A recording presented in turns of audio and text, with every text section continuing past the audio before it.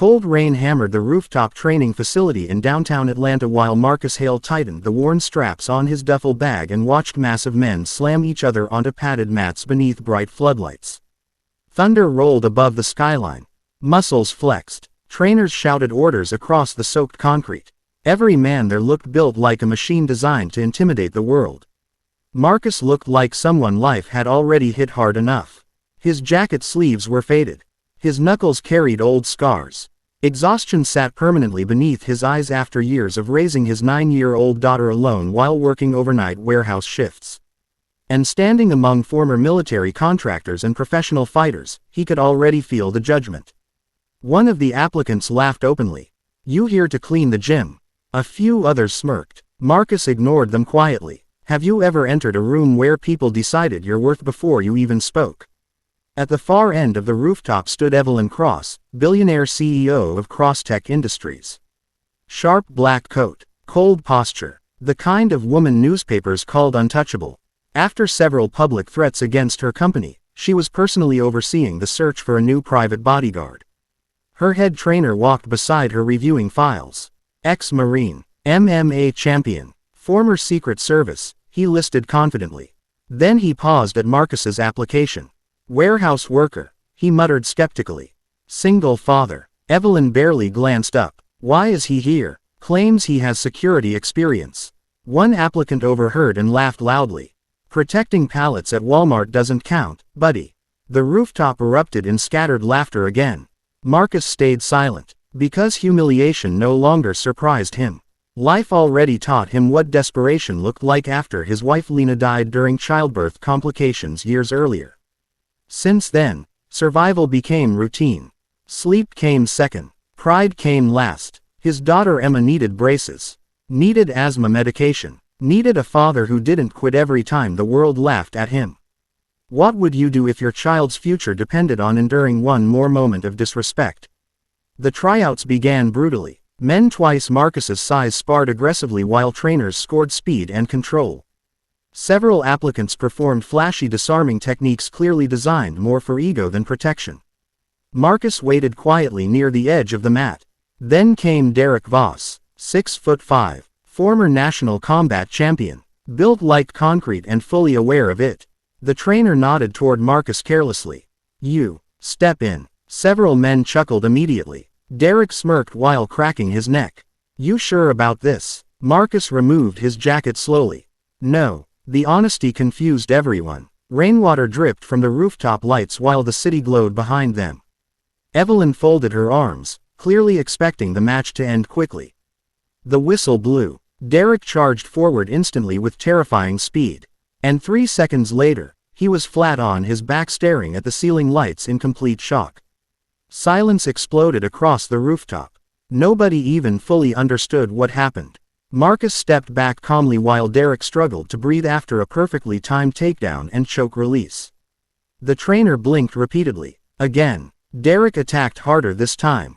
Marcus moved almost effortlessly, controlled, precise, dangerous in the quietest possible way. Within seconds, Derek hit the mat again. Harder. The laughter disappeared completely now. Evelyn stepped forward slowly, studying Marcus for the first time. "Where did you learn that?" she asked carefully. Marcus wiped rainwater from his face. "Army Rangers." The rooftop fell silent again. The trainer frowned at the file. "Your application says warehouse worker." Marcus shrugged slightly. "That's the job that pays rent." Something about the answer landed differently. Because suddenly the exhausted single father no longer looked weak. He looked like someone carrying invisible wars nobody bothered asking about. Later that night, after the tryouts ended, Evelyn found Marcus sitting alone near the stairwell checking his phone anxiously.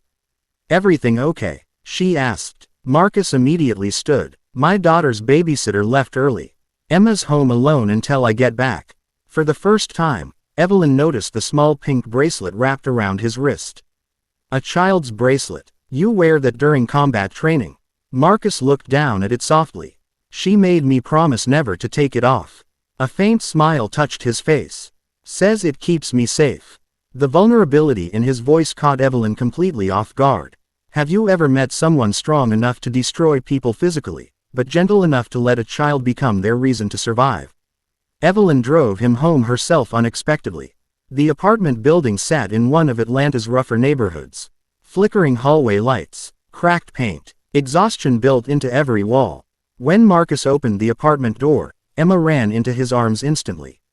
"You're late," she whispered sleepily against his chest. "Sorry, bug." Then the little girl noticed Evelyn standing nearby. Her eyes widened. "Are you rich?" Marcus nearly choked laughing. Evelyn smiled despite herself. "Something like that." Emma studied her carefully before asking, "Do rich people get lonely?" The question hit the apartment harder than silence. Marcus looked embarrassed instantly. "Emma," but Evelyn quietly interrupted. "Yes," she answered honestly. Emma nodded slowly like she already understood more than most adults. "Dad gets lonely too sometimes," she whispered. Marcus lowered his eyes immediately. Because losing Lena left spaces inside him no amount of toughness ever filled. Evelyn watched the father and daughter together beneath the weak apartment lights and suddenly felt something unfamiliar moving painfully through her chest. Not attraction, envy. Because despite the tiny apartment and constant struggle, they still had something her billion-dollar penthouse never did. Real connection. Before leaving, Evelyn turned toward Marcus quietly. "You got the job." Marcus looked stunned. "Seriously?" "No." She glanced at Emma hugging his arm tightly. "I think you got something more important." Her voice softened slightly. "You remembered strength isn't about intimidation. It's about protecting what matters without losing your humanity." Rain continued falling outside while Emma smiled sleepily up at her father. And standing there inside that small apartment filled with struggle and love, Evelyn finally understood something life-changing. The strongest people in the world are often the ones quietly carrying unbearable pain while still choosing gentleness every single day. 3 months later, flashing cameras lit the entrance of Cross Tech Tower while Marcus Hale stood near a black SUV adjusting the collar of his suit and scanning the crowded streets below Atlanta's glowing skyline. Protesters shouted across barricades. Reporters pushed microphones toward executives entering the charity gala. Security teams moved constantly through the rain-soaked evening. But Marcus noticed everything else too. The trembling intern carrying coffee with nervous hands. The homeless veteran sleeping beneath scaffolding across the street. The lonely silence that followed Evelyn cross everywhere despite the wealth surrounding her. Have you ever realized some people become so powerful that nobody treats them like human beings anymore? Marcus. He turned instantly. Evelyn stepped out of the building wearing a dark emerald gown, her posture sharp as always, but exhaustion lingered beneath her eyes tonight. She looked toward the crowd uneasily. "You expecting trouble?" Marcus asked quietly. "I always expect trouble." The answer sounded too honest to be rehearsed. Over the last 3 months, Marcus became more than security. He became the one person unafraid to speak to Evelyn normally. Not like a billionaire, not like a walking company.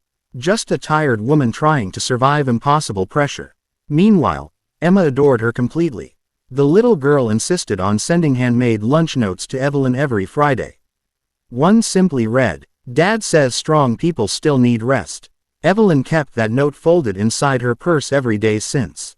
As they entered the gala ballroom together, wealthy guests immediately whispered behind champagne glasses. "That's the bodyguard. He looks too ordinary. Cross could hire anyone." Marcus ignored them calmly. People judged surfaces because looking deeper required empathy. Inside the ballroom, crystal lights reflected against polished marble while donors praised Evelyn's latest billion-dollar expansion. But Marcus noticed her breathing slowly becoming tighter as the crowd closed around her.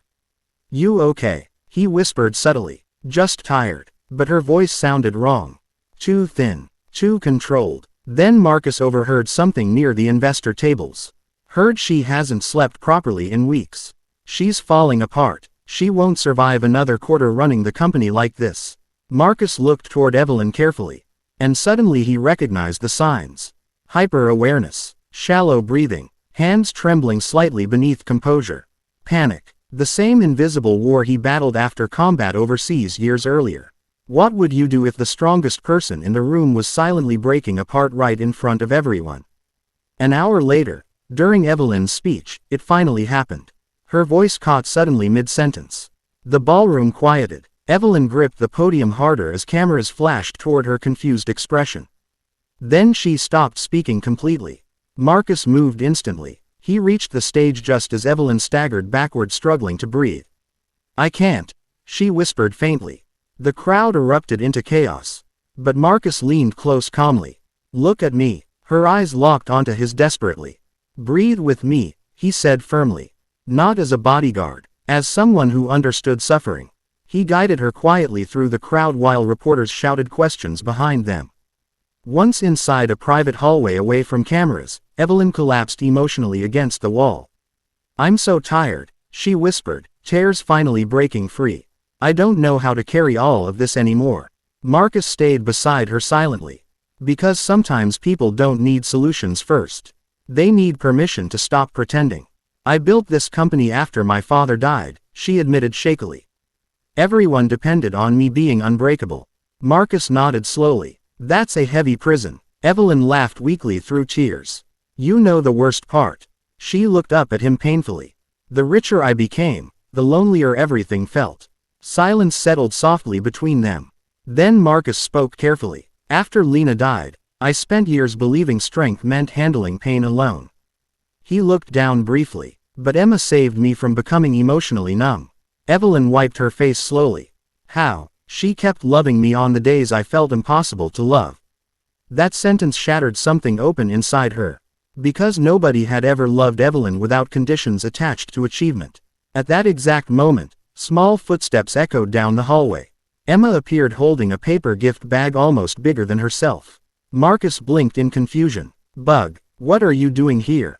Mrs. Cross's assistant brought me, she announced proudly. Then the little girl walked directly toward Evelyn and handed her the bag.